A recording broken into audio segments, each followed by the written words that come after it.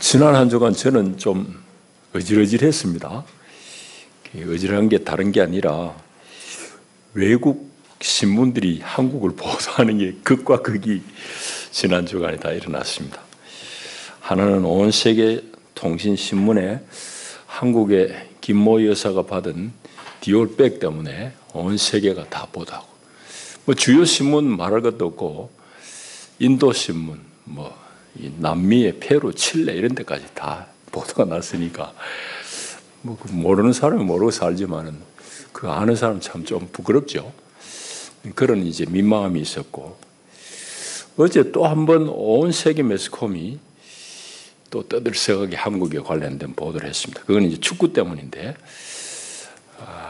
아시안 게임 8강전에서 호주하고 경기한 거 여러분 잘 아시죠?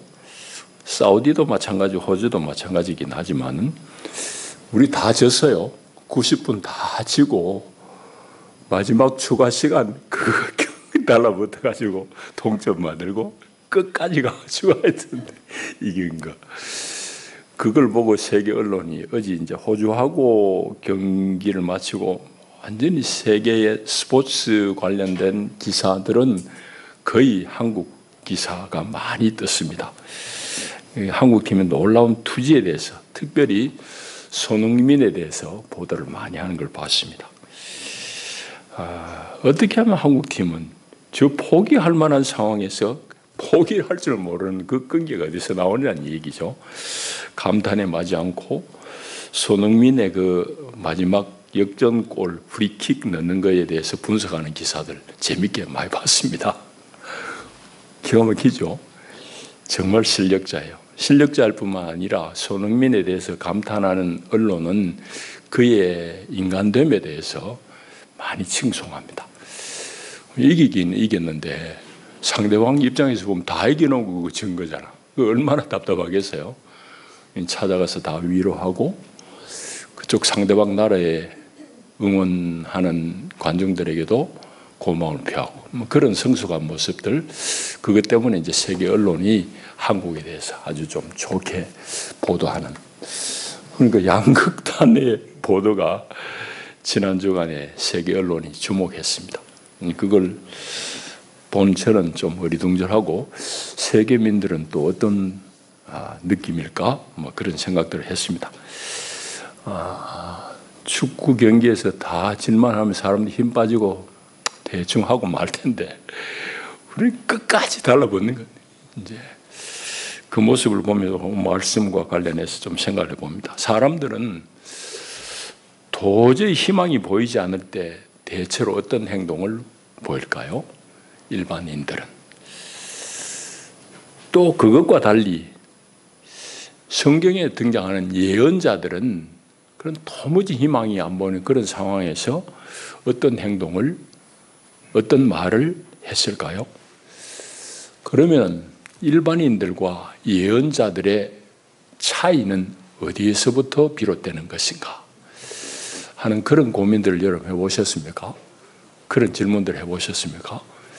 오늘 이제 그 질문 우리 품고 오늘 성경을 좀 살펴봐야 되겠습니다. 오늘 읽은 본문은 이사야 40장입니다. 이사야는 제가 이제 몇 차례 말씀드린 바와 같습니다. 이사야는 전체가 66장입니다. 이제 옛날에 우리 성사학자들은 거기에 대한 고민이 없었습니다. 그러나 지금은 성사학이 많이 발달되어 있죠. 그러니까 우리 한글만 해도 세종대왕이 창제한 이후에 한글 쭉 보면은 그게 본문이 어느 시대 거라고 말 안 해도 아래 한글, 아래 아가 찍혔는지 아니면 이응자가 위에 꼭지가 있는지 이런 걸 보고 어느 시대 글인지 이제 분별해냅니다. 히브리 말도 마찬가지예요. 이제 히브리 말이 쭉 있지만은 이제 이런 그 성서 학문이 많이 발달되니까 이게 어느 시대에 쓰여진지를 이제 다 구분해냅니다. 지금은. 지금 현대의 이제 신학자들은, 구약학자들은 이제 이사야가 66장으로 쓰여져 있지만 오늘 우리에게는 66장이 있는데 이게 이제 세 덩어리로 이루어져 있다고 다 이제 동의를 합니다. 일부는 1장부터 39장까지고 그 내용은 이제 하나님의 법을 어긴 하나님의 법에서 떠난 유다 왕국을 향한 하나님의 심판 선언입니다. 39장까지는 주로 그런 내용이에요. 오늘 우리가 읽은 40장부터 해서 55장까지는 하나님의 심판이 실제로 성취가 되어가지고 이 백성들이 다 바벨론의 노예로 끌려갔습니다. 웬만큼 좀 이제 실력이 있는 쓸만한 사람들은 다 노예로 끌려간 거예요. 끌려가서 노예 생활을 한 7, 80년 합니다. 7, 80년 된 즈음에 이제 쓰여진 게 여기 40장부터 55장까지입니다. 그때를 배경으로 하고 있습니다. 이때 유다 공동체에게 하나님은 예언자를 통해 가지고 앞으로 해방을 맞을 것이고 너희들이 지금 노예 생활하지만은 회복될 것이라는 그런 메시지를 주고 이 백성들을 계속 격려하는 겁니다. 그게 이제 이사야 2부입니다. 혹은 제2 이사야라고 부르기도 합니다. 그게 이제 40장부터 55장까지. 3부는 뭔가 하면은 56장부터 66장까지. 이건 이제 포로에서 예루살렘으로 본국으로 귀환한 예루살렘 공동체에게 전한 메시지입니다. 이 내용이 당연하겠죠. 이제 돌아왔으니 과거의 잘못을 또 보면서 나라 잃었던 일을 또 반복할 수는 없지 않느냐.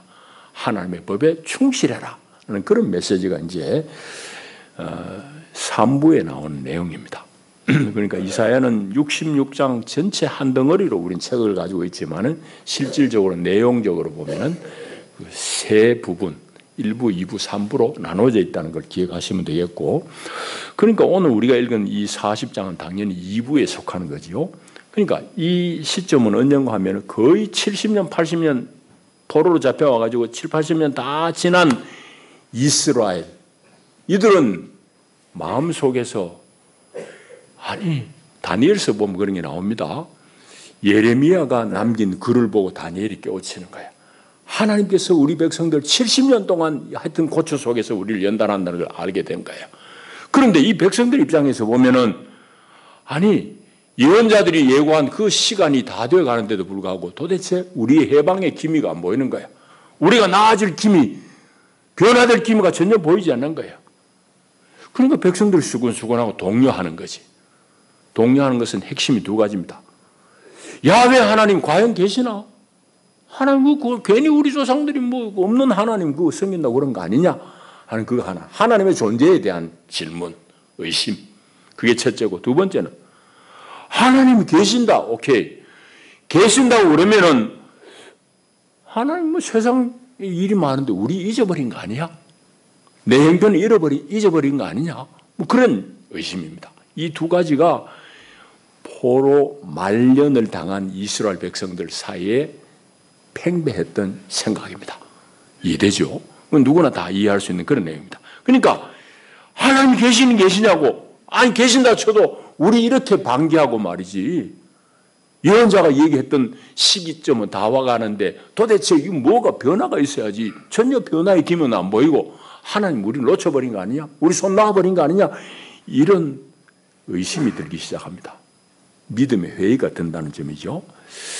그런 똑같은 상황 속에서 오늘 이사야라는 예언자는 어떤 말을 했느냐? 이사야가 한 말이 오늘 본문의 전체 내용입니다. 그래서 오늘 21절부터 이제 31절까지 읽었습니다. 전체적으로는 그런 내용이고 오늘 본문을 조금 이제 관찰해 봐야 될 텐데, 오늘 이제 읽은 본문 중에서 25절, 27절 이 두 절만 제외하고는 전체는 예언자의 말입니다. 예언자의 인식이에요. 요즘 말로 하면 예언자가 한 설교입니다. 설교 중에 25절, 27절은 인용한 거예요. 25절 누구의 말을 인용했냐? 하나님의 말을 인용한 것이고 27절은 이스라엘의 말, 일반 이스라엘 백성들의 말을 27절에서 인용했을 뿐이에요. 그러니까 그 인용한 두 말을 가지고 이 이사야라는 예언자가 지금 믿음의 회의에 빠진 이스라엘 백성들을 향해 설교한 내용이 오늘 본문입니다. 이제 그 내용들을 전체적으로는 예언자의 설교고 내용에 따라서 나눠보면은 21절부터 26절까지는 하나님은 세상의 어떤 것하고도 비교할 수 없는 그런 하나님이라 하는 겁니다.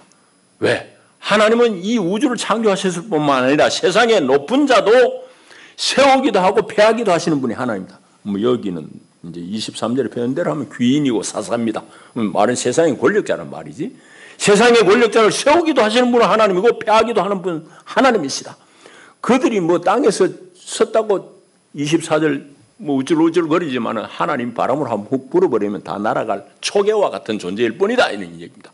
세상의 권력자들, 너희들을 억압하는 바벨론의 왕들, 그거 하나님의 한숨에 불어버리면 날아갈 존재라는 얘기입니다. 하나님은 세상에 어떤 것하고도 비교할 수 없는 하나님, 그런 하나님을 얘기하고, 그럼에도 불구하고 이게 안 보이니 지금 이스라엘은 탄식하는 거지. 하나님 향해서 원망하는 거지. 불평하는 거지. 그 불평을 이제 27절에 쓰고 있습니다. 27절은 보면 야곱아 어찌하여 네가 이런 소리 하느냐, 이스라엘아 어찌 당신들이 이런 소리 하느냐 하면서 이스라엘이 내뱉는 불평입니다. 내 길은 야곱에게 숨겨졌으며 내 송사는 내 하나님에게서 벗어난다. 그렇게 막 불평하는 거예요.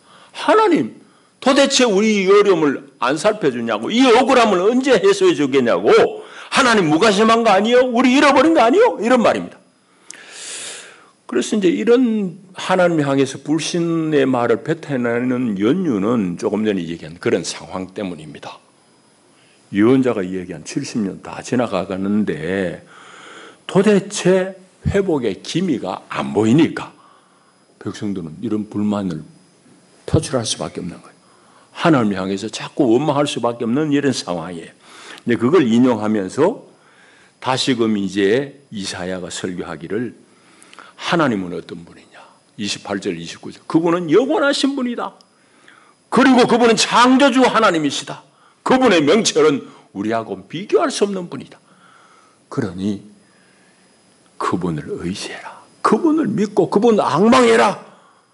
그러면 그 사람은 새 힘을 얻을 것이다. 마치 독수리가 날개치며 올라감 같이 새 힘을 얻을 것이다. 라고 설교를 이제 마감합니다. 그것이 이제 우리 읽은 전체적인 내용인데 오늘 이제 우리 얘기를 좀 하십시다. 오늘 우리도 마찬가지입니다. 우리 예수 믿는다고 늘 뭐 내 마음 먹은 대로 세상이 다 되는 거 아니잖아요. 또 얼마나 힘든 일이 많아요. 우리 살다 보면은 때로는 말할 수 없는 그런 고난을 겪기도 하고 난국을 경험하기도 합니다. 그럴 때마다 우리는 자주 하나님에 대해서 불평하기도 하고 하나님의 역사에 대해서 의심하기도 합니다. 마치 27절에서 이스라엘 백성들이 하나님을 향해서 불신의 말을 뱉어낸 같이. 이건 이제 일반 보통 사람들의 반응입니다. 그건 어쩔 수 없는 상황입니다. 여러분 이스라엘 보세요. 지금 27절의 말이 그냥 나온 말이냐고. 그들 상황이 그렇게 만들잖아요. 예언자가 한 말이 있는데 이게 세월은 다 흘러가지고 시점은 됐는데 도대체 이게 뭐고 기미가요? 안 보이니까. 하나님 우리 잊어버린 거 아니냐? 내 성사를 하나님이 잊어버린 거 아니냐고. 하나님 앞에 그렇게 원망하는. 우리도 마찬가지잖아요.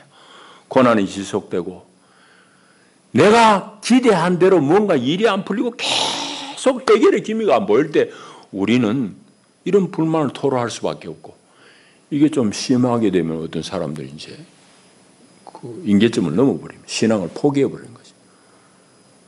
하나님? 나와는 관계없는 분이 하고 떠납니다.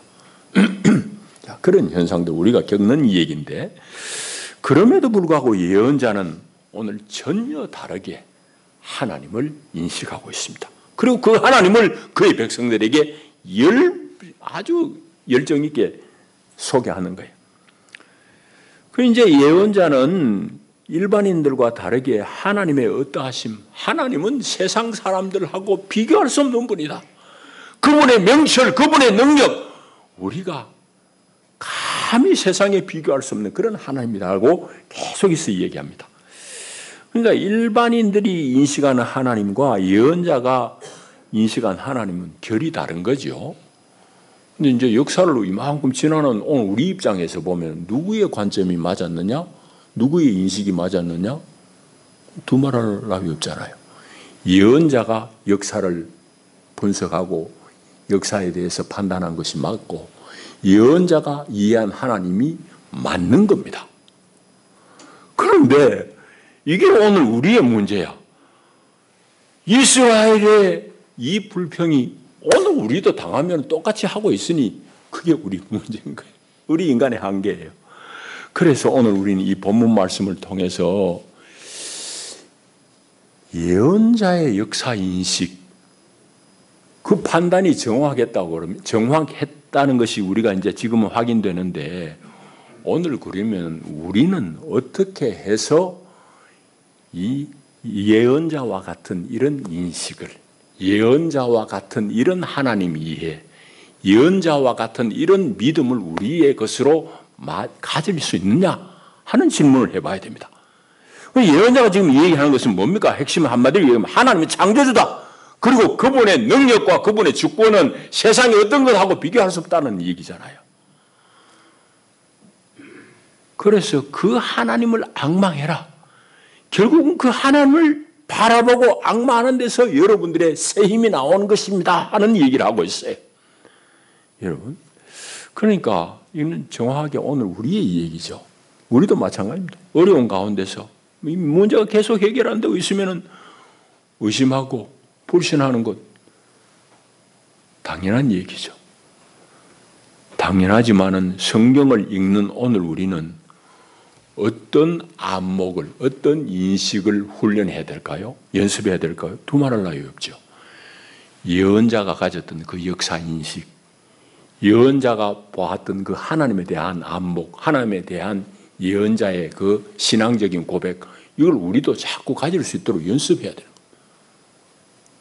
그게 오늘 우리가 우리가 해야 될 일입니다. 그래서 오늘 이제 설교하는 이 이사야는 설교의 말미에 오직 야훼를 앙망하는 자는 새 힘을 얻는다. 그것을 이제 비유컨대 마치 독수리에 날개치는 것 같다라고 그런 말합니다. 이제 독수리에 날개치는 것, 이제 겨울 되면은 들판에 가면 독수리를 좀 볼 수 있습니다. 독수리는 이제 칠새예요.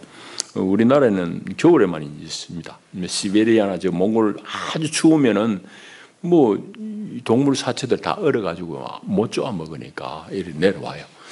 우리나라에는 이제 겨울에는 이제 볼 수 있는데, 독수리는 특별한 것이 작은 새들은 큰 폭우가 치면 못 날아요. 아예 안 나르지. 둥지에서 꼼짝도 못하는. 독수리는 아무리 지장을 받지 않습니다. 어떤 폭우 속에도, 어떤 폭풍 속에서도 유유히 납니다. 하나님 앞에 새 힘을 얻은 사람은 바로 그런 사람과 같다는 얘기입니다. 그 얘기는 무슨 얘기냐?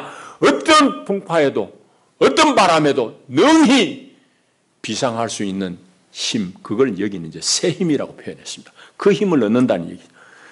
그래서 오늘 우리가 독수리의 비상과 같은 그런 새 힘을 얻으려고 하면 야훼 하나님을 앙망해야 된다는 얘기를 하고 있습니다. 그걸 이제 우리가 좀 잘 관찰하고 이제 연구를 해야 될 텐데, 여러분, 독수리는 새끼가 이제 알에서 부화되고 이제 털이 나고 날개짓을 하기 시작하면은 비행 훈련을 시킵니다. 쥐가 밥만 먹었다 해가지고 그 비행할 수 있는 건 아니에요. 독수리는 반드시 훈련을 시켜요. 뭐 훈련에 대한 거 여러분이 많이 얘기 들었을 겁니다. 둥지에서 낭떠러지 높은 절벽에서 떨어뜨린다든지 아니면은 자기 등에 업고 새끼를 등에 업고 높이 올라가서 새끼를 떨어뜨려버려요. 새끼는 죽는다고 아우성치면서 날갯짓을 합니다. 그러면서 근력을 키우고 나는 법을 익히고, 독수리는 그렇게 이제 훈련을 시킵니다. 그것과 비유하면서 이사야는 이 불신하는 이스라엘 백성들한테 당신들도 야훼 하나님을 앙망해라, 야훼 하나님을 계속 의시해라, 그 얘기를 하고 있습니다. 그럴 때에 당신들이 새 힘을 얻을 것이다 라는 그런 말씀을 하고 있어요. 야훼를 앙망한다는 말은 여러분 무슨 얘기겠어요? 앙망한다. 앙망한다는 말은 이제 전체적으로 얘기하면 인간을 신뢰하지 아니하고 오직 하나님을 바라본다는 말일 것입니다. 그 얘기를 조금 다시 풀어서 얘기하자면은 이런저런 상황이 어렵고 지금 이스라엘이 포로 생활 가운데 너무너무 지치고 힘들고 아무런 변화의 기미가 안 보임에도 불구하고 이 주변의 현실에만 너무 몰두하고 비관하지 말아라는 얘기입니다. 거기에 빠지지 말고 오직 하나님을 바라보고 그분을 인정해라는 겁니다. 어떤 점에서 오늘 본문에서 하나님을 이사야가 소개하는 두 가지 관점입니다. 그분의 능력 비교할 수 없다. 또 한 가지는 그분의 주권 어느 누구도 부인할 수 없다. 하나님의 능력과 주권에 대해서 특별히 강조합니다. 여러분, 우리가 이런 어려움 가운데 놓였을 때에 마치 이스라엘과 같이 불평하는 이유, 우리의 믿음이 흔들리는 이유는 딱 두 가지 이 관점을 놓쳤기 때문입니다. 하나는 하나님의 능력에 대한 신뢰의 와해, 신뢰가 무너지는 겁니다. 하나님 능력이 있다 하더만은 내 문제에 대해서 도무지 하나님이 제대로 관여를 못 하시는 것 같아. 뭐 이런 생각. 또 한 가지는 하나님의 주권에 대한 확신이었기 때문입니다. 주권이란 건 뭐예요? 내 삶의 주인은 하나님이라는 그 인정입니다. 그게 안 되니 내가 주인이니 자꾸 내 마음대로 하고 싶은 겁니다. 하나님 이때는 이거 돼야 되는 거 아니에요? 저 때는 이거 돼야 되는. 그런데 이거 아니에요. 거꾸로예요. 그러니까 자꾸 하나님을 향해서 불평하는 하나님의 주권에 대한 불신, 인정하지 않음입니다. 이게 결정적인 문제예요. 오늘 그래서 이사야가 지금 불신한 이스라엘에게 그 두 가지의 관점을 얘기합니다. 그래서 그 하나님을 봐라. 그 하나님을 볼 때에 여러분들은 새 힘을 얻을 것이다. 어떤 폭풍도 견뎌낼 수 있는 독수리의 날개침 같은 그런 새 힘으로 여러분들이 비상할 수 있을 것입니다. 그 설교를 하고 있는 것입니다. 여러분, 왜 인간이 두려울까요? 현실 앞에서 자기가 할 수 있는 능력이 너무너무 제한적이야. 할 수 있는 일이 없어. 그러니까 어떤 일을 만나면 두렵잖아요. 그게 일반적인 성향입니다. 그런데 성도는 어떤 사람이에요? 성도는 마치 예언자와 같이 그 예언자의 영성을 오늘 우리가 얻어서 이 어렵고 힘들 때에조차도 하나님을 쉼 없이 쳐다보는 사람, 그 사람이 바로 성도입니다. 여러분, 성도가 뭐 밥 남은 3개 먹는데 5개 먹는 게 성도가 아니에요. 성도는 다른 사람 눈이 여기 붙었는데 이마에 붙은 게 성도가 아니라고. 성도의 성도됨은 우리는 어떤 상황 속에서도 야훼 하나님을 앙망하는 것. 그 눈이 뜨인 사람이 성도예요. 그런 관점에서 보면 세상은 돼지우리 같은 세상이에요. 돼지는 이게 얼마나 힘이 좋고 뭐 대단한 먹성을 가지고 있지만은 그건 돼지는 하늘을 못 쳐다봐. 주구장창 땅만 들이파고 땅만 훑고 다니는 게 돼지요. 하나님의 백성, 성도들은 위로 하나님을 볼 줄 아는 눈이 열린 사람입니다. 예언자의 영성을 얻은 사람들이 성도입니다. 자, 그걸 이제 우리가 좀 잘 알아야 되겠습니다. 성도의 본질적인 모습이 뭔지를 우리는 자꾸 알고 깨우치고 회복해야 되는 거예요. 이제 말씀 내릴 텐데, 오늘 우리 모두는 개인적으로나 국가 공동체적으로나 너무 어렵습니다. 그리고 힘든 시대를 살고 있습니다. 여러분, 이제 옛날과 비교를 한번 보십시다. 제 어릴 때하고 비교해 보건데도 지금 뭐 그런 사람이 가끔 있긴 있지만은 그래도 배 골아서 죽고 하는 사람은 일반적이라고 얘기할 수는 없습니다. 아주 특별한 경우는 있지만은, 그러니까 우리는 다 풍요 속에 살고 있습니다. 다 냉장고 놓고 여름에도 얼음 바짝바짝 깨 먹고 살고 있어요. 다 물질적으로 풍요함 속에 삽니다. 그런데 그런 속에서도 우리를 짓누르는 것은 무엇이냐 하면은, 그러면 이 풍요 속에 사는 우리가 사람으로서의 존엄은 인정받고 사느냐는 질문을 하면은 예라고 대답하기는 어렵습니다. 사회를 관찰하는 제 입장에서는 특히 그렇습니다. 우리 현대인들 풍요 속에 살지만 인간의 존엄을 보장받고 사느냐? 결코 그렇지 않아요. 여러분들은 인간으로서의 세상 가운데 존중받습니까? 또 연세 드신 분들이 많습니다. 여러분 노인들은 여러분의 자녀들을 포함해서 다음 세대로부터 충분히 공경을 받고 삽니까? 아니에요. 아니에요. 결코 아니라고.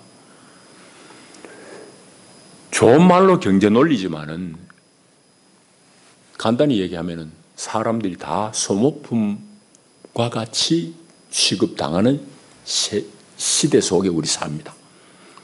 직장의 메인 사람은 젊은이들 쳇바퀴 돌듯이 거기 내가 빠져버리면 그 기계 안 돌아가니까 조직이 안 움직이니까 꾸역 나와가지고 재미도 없는 일, 도무지 의미도 없는 일 강요받습니다.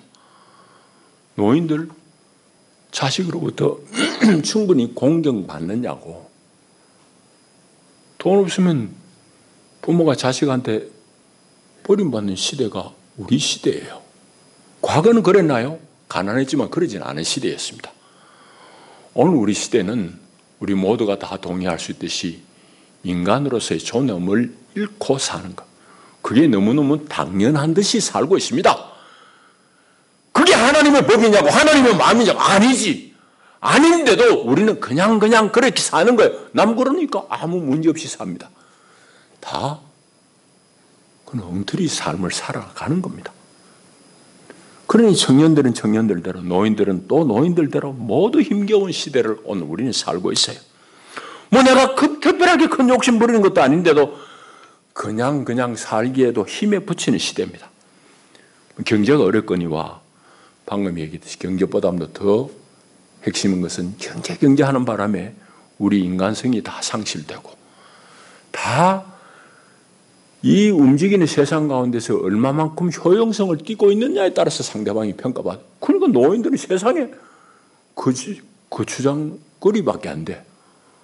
그러니까 지금 정치한다고 하는 놈들 봐요. 그게 도대체 말이 되냐고. 그 노인이 없이 어떻게 지금 이 세대의 번영이 있냐고. 근데 거기에 대한 존중이 없어. 그게 오늘 우리가 사는 시대라고요. 그러니까 개인도 우리가 참 어렵게 살지만은 우리가 몸담고 있는 우리 국가 공동체는 어떠냐. 그런 고민들을 또 해봅니다. 그래서 제가 글을 읽다가 오늘 설교와 관련해가지고 논어에 나오는 이 자로편의 한 구절을 앞에 썼습니다. 그러니까 옛날 고전만 좀 읽는 흉내만 해도 저런 망나니가 안 나올 텐데 이 세상이 망나니가 판을 치는 세상이에요. 그 이제 그런 여러분 뭐 다 들은 얘기입니다.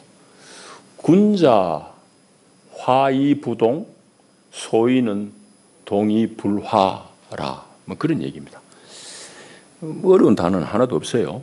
이제 말하자면 그런 겁니다. 군자란 것은 타자, 타인이 나와는 차이 있고 다른 사람임을 기꺼이 인정해서 남을 나와 꼭 같이 만들려고 하지 않는 것.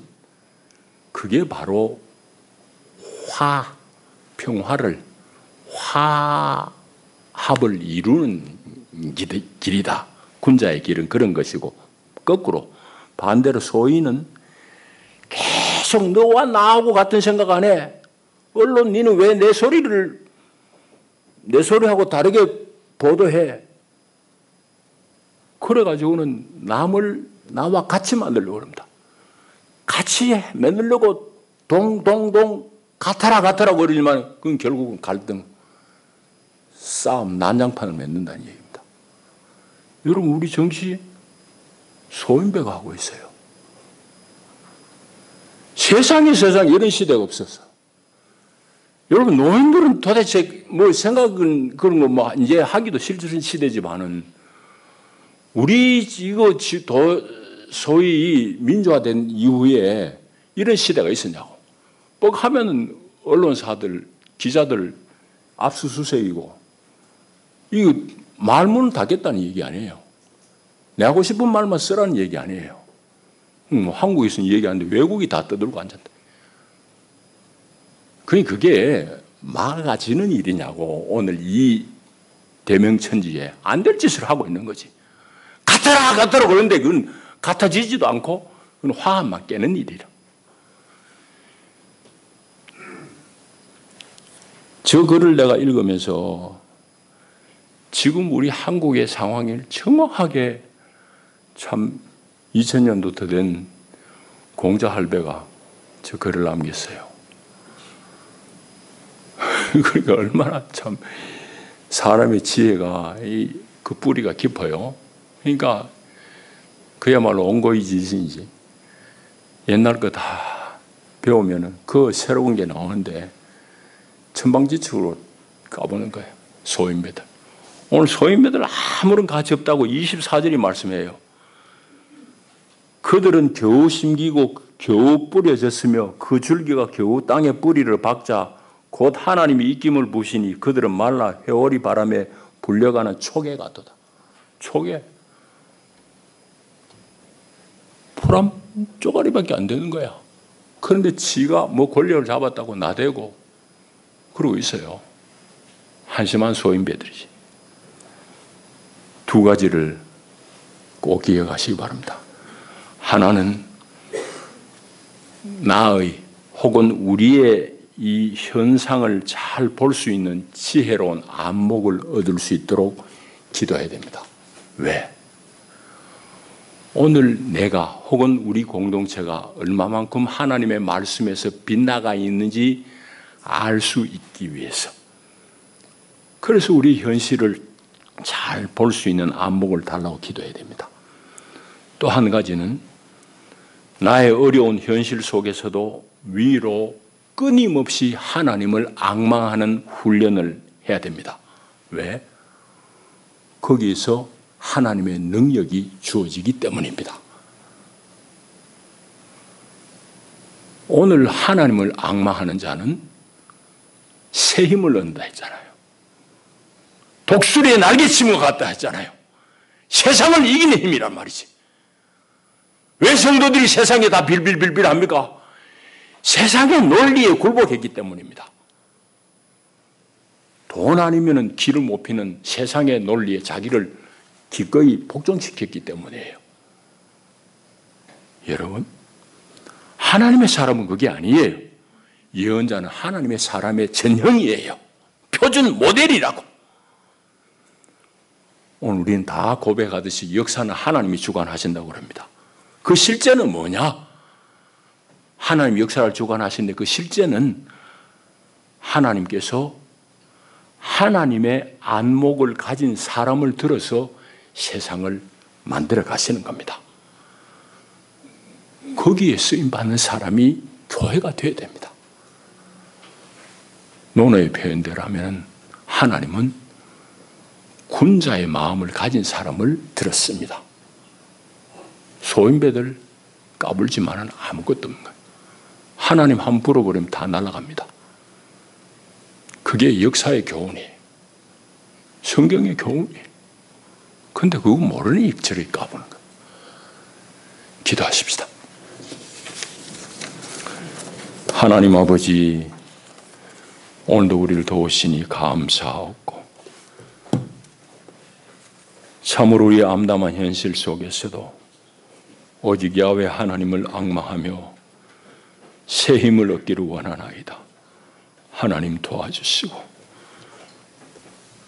교회인 우리가 하나님 앞에 깨어 경성하게 하시고 바알에게 부복했던 우리의 모습을 통회하고 회개하며 오직 야훼 하나님께로 우리 마음이 우리 시선이 고정되기를 원하나이다. 하나님 다만 우리를 불쌍히 여겨 주시옵소서. 예수님 이름으로 기도하옵나이다. 아멘.